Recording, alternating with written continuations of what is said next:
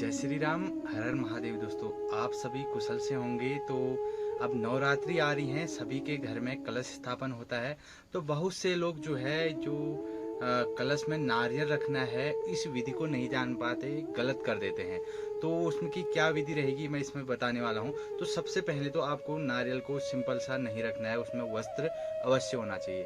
उसके बाद कभी भी नारियल को इस प्रकार से खड़ा खड़ा या फिर इस प्रकार से उल्टा या फिर इस प्रकार से नहीं रखा जाता है। तो किस प्रकार से रखा जाना है वो मैं बताता हूँ।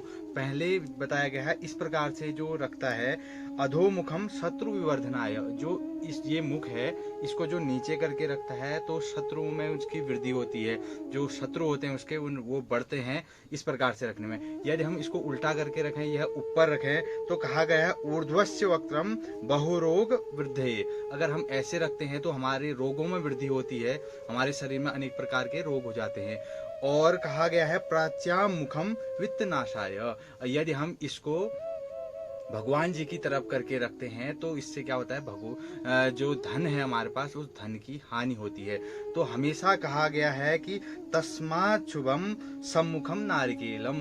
जो यह वाला हिस्सा है जिसमें आंख होती है, जहाँ से पानी निकलता है, वह वाला हिस्सा सदैव अपनी ओर होना चाहिए। और जो दूसरा मुंह है वह भगवान जी की तरफ होना चाहिए। इस प्रकार से नारियल रखा जाएगा। ना आपने इस प्रकार से कलश के ऊपर नारियल रखना है, ना ऐसे रखना है, ना इस प्रकार से रखना है। आपने इस प्रकार से नारियल रखना है जो कि यह मुख जो है भगवान जी की तरफ हो और जो मुख है नारियल का वो अपनी ओर हो। यह शुभ माना गया है। जय श्री राम।